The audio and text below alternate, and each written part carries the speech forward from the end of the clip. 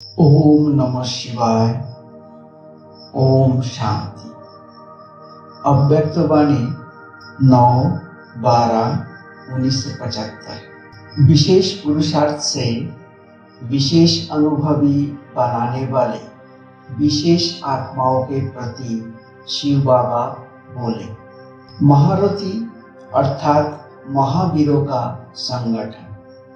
महावीर अर्थात विशेष आत्मा। ऐसे महावीर विशेष आत्माओं के संगठन की विशेषता कौन सी होती है? वर्तमान समय विशेष आत्माओं की विशेषता यही होनी चाहिए जो एक ही समय सबकी एक रस एक टिक स्थिति हो। अर्थात जितना समय जिस स्थिति में ठहरना चाहे उतना समय उस स्थिति में संगठित रूप में स्थित हो। संगठित रूप से सबके संकल्प रूपी अंगुली एक हो। जब तक संगठन की ये प्रैक्टिस नहीं है तब तक सिद्धि नहीं होगी। संगठन में ही हलचल है तो स्थिति में भी हलचल हो जाती है। स्थिति की नॉलेज है लेकिन स्वरूप में नहीं आती। ऑर्डर मिले और लेडी। विशेष निमित्त बनी हुई विशेष आत्माओं को ही प्रैक्टिकल में लाना है ना। अभी ऑर्डर हो कि 5 मिनट के लिए व्यर्थ संकल्प बिल्कुल समाप्त कर बीज रूप पावरफुल स्थिति में एक रस स्थित हो जाओ, तो ऐसा अभ्यास है? ऐसे नहीं कोई मनन करने की स्थिति में हो, कोई रूह विहन कर रहा हो और कोई अव्यक्त स्थिति में हो। ऑर्डर है बीज रूप होने का और कर रहे हैं रूह विहन, तो ऑर्डर नहीं माना ना। ये अभ्यास तब होगा जब पहले व्यर्थ संकल्पों की समाप्ति करें। हलचल होती ही व्यर्थ संकल्पों की है, तो इन व्यर्थ संकल्पों की समाप्ति के लिए अपने संगठन को शक्तिशाली व एक मत बनाने के लिए कौन सी शक्ति चाहिए कि जिससे संगठन पावरफुल और एक मत हो जाए और व्यर्थ संकल्प भी समाप्त हो जाए?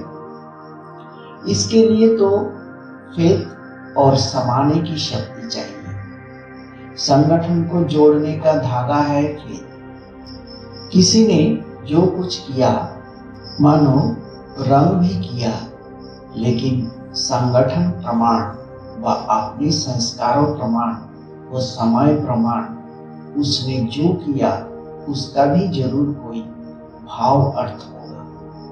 संगठित रूप में जहाँ सर्विस है वहाँ उसके संस्कारों को भी रहम दिल की दृष्टि से देखते हुए संस्कारों को सामने ना रख, इसमें भी कोई कल्याण होगा। इसको साथ मिलाकर चलने में ही कल्याण है। ऐसा फेथ जब संगठन में एक दूसरे के प्रति हो तभी सफलता हो सकती है। पहले से ही व्यर्थ संकल्प नहीं चलाने चाहिए। जैसे कोई अपनी गलती को महसूस भी करते हैं लेकिन उसको कभी फैलाएंगे नहीं बल्कि उसे समाएंगे। दूसरा उसको फैलाएगा तो भी बुरा लगेगा। इसी प्रकार दूसरे की गलती को भी अपनी गलती समझ फैलाना नहीं चाहिए। व्यर्थ संकल्प नहीं चलाने चाहिए बल्कि उन्हें भी समा देना चाहिए। इतना 1-2 में फेथ हो। स्नेह की शक्ति से ठीक कर देना चाहिए। जैसे लौकिक रीति भी घर की बात बाहर नहीं करते हैं, नहीं तो इसमें घर को ही नुकसान होता है। तो संगठन में साथी ने जो कुछ किया उसमें जरूर रहस्य होगा। यदि उसने रंग भी किया हो तो भी उसको परिवर्तन कर देना चाहिए। ये दोनों प्रकार के फेथ रखकर एक दूसरे के संपर्क में चलने से संगठन की सफलता हो सकती है। इसमें समाने की शक्ति ज्यादा चाहिए। व्यर्थ संकल्प को समाना है। बीते हुए संस्कारों को भी वर्तमान समय से टैली व तुलना ना करो, अर्थात पास्ट को प्रेजेंट ना करो। जब पास्ट को प्रेजेंट में मिलाते हैं, इससे ही संकल्पों की क्यों लंबी हो जाती है, और जब तक ये व्यर्थ संकल्पों की क्यों है, तब तक संगठित रूप में एक स्थिति हो नहीं सकती। दूसरे की गलती सो अपनी गलती समझना, ये है संगठन को मजबूत करना।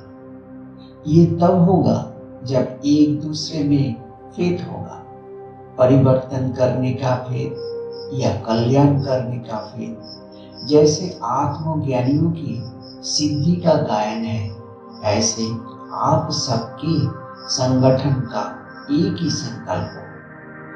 एक संकल्पों की शक्ति संगठित रूप में ना होने के कारण बिगड़े हुए हैं। जैसे बिगड़ी हुई शक्ति है, वैसे ही रिजल्ट भी बिगड़ा हुआ है। इसमें समाने की शक्ति जरूर चाहिए। देखा और सुना, उसको बिल्कुल समाकर वही आत्मिक दृष्टि और कल्याण की भावना रहे। जब अज्ञानियों के लिए कहते हो अपकारियों पर उपकार करना है, तो संगठन में भी एक दूसरे के प्रति रहम की भावना रहे। अभी रहम की भावना कम रहती है, क्योंकि आत्मिक स्थिति का अभ्यास कम है। ऐसा पावरफुल संगठन होने से ही सिद्धि होगी। अभी आप सिद्धि का आह्वान करते हो, लेकिन फिर आपके आगे सिद्धि स्वयं झुकेगी। जैसे सतयुग में प्रकृति दासी बन जाती है, वैसे सिद्धि आपके सामने स्वयं झुकेगी।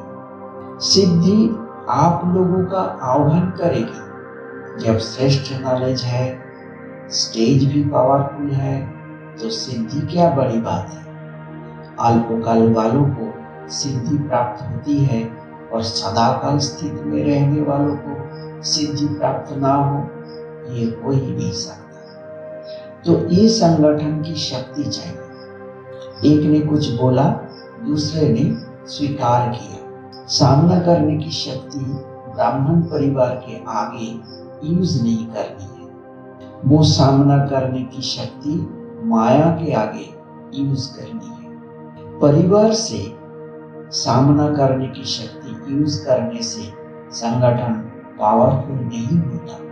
कोई भी बात नहीं जचती तो भी एक दूसरे का सत्कार करना चाहिए। उस समय किसी के संकल्प व बोल को कट नहीं करना चाहिए। इसीलिए अब समाने की शक्ति को धारण कर। जैसे साकार बाप को देखा, अथॉरिटी होते हुए भी बाप के आगे बच्चे तो छोटे ही है, रचना है। लेकिन रचना होते हुए भी बच्चों से रिगार्ड के बोल बोलते थे, कभी किसी को भी कुछ नहीं कहा। अथॉरिटी होते हुए भी अथॉरिटी को यूज नहीं किया, तो आपस में भाई बहन के नाते आपको कैसा होना चाहिए। संगठित रूप में आप ब्राह्मण बच्चों की आपस में संपर्क की भाषा भी अव्यक्त भाव की होनी चाहिए। जैसे फरिश्ते अथवा आत्माएं आत्माओं से बोल रही है। किसी की सुनी हुई गलती को संकल्पों में भी स्वीकार ना करना और ना कराना ही चाहिए। ऐसे जब स्थिति हो, तभी आपकी जो शुभ कामना है संगठन की, वो प्रैक्टिकल में होगी। एक भी पावरफुल संगठन होने से एक दूसरे को खींचते हुए 108 की माला का संगठन एक हो जाएगा। एक मत का धागा हो और संस्कारों की समीपता हो, तभी माला भी शोभेगी। दाना अलग होगा या धागा अलग अलग होगा तो माला शोभेगी भी। अप्रत्यक्षता वर्ष मनाने से पहले स्वयं में व निमित्त बने हुए सेवाधारियों के संगठित रूप से ये शक्ति भी प्रत्यक्ष होनी चाहिए। अगर स्वयं में ही शक्ति की प्रत्यक्षता नहीं होगी तो पाप को प्रत्यक्ष करने में जितनी सफलता चाहते हो उतनी नहीं होगी। ड्रामा अनुसार होना है वो तो हो ही जाता है, लेकिन निमित्त बने हुए को निमित्त बनने का फल दिखाई दे वो नहीं होता। भाभी करा रही है, इसीलिए संगठित रूप में ऐसे विशेष पुरुषार्थ की लेन देन और याद की यात्रा के प्रोग्राम होने चाहिए। विशेष पुरुषार्थ अथवा विशेष अनुभवों की आपस में लेन देन हो, ऐसा संगठन पांडवों का होना चाहिए। ऐसे विशेष योग के प्रोग्राम चलते रहे तो फिर देखो विनाश ज्वाला को कैसे पंख लगता है। योग अग्नि से विनाश की अग्नि जलेगी, वो है विनाश ज्वाला, ये है योग ज्वाला। योग ज्वाला से ज्वाला प्रज्वलित होगी। आप लोगों के योग का साधारण रूप है तो विनाश ज्वाला भी साधारण है। संगठन पावरफुल हो, जैसे जब कोई चीज बनती है तो उसमें पानी चाहिए, घी चाहिए, नमक भी चाहिए, नहीं तो वो चीज बन ना सके। वैसे हर एक में अपनी अपनी विशेषता है, लेकिन यहाँ तो सर्वों की विशेषताओं का संगठन चाहिए, क्योंकि समय भी अब चैलेंज कर रहा है ना। अच्छा, ओम शांति।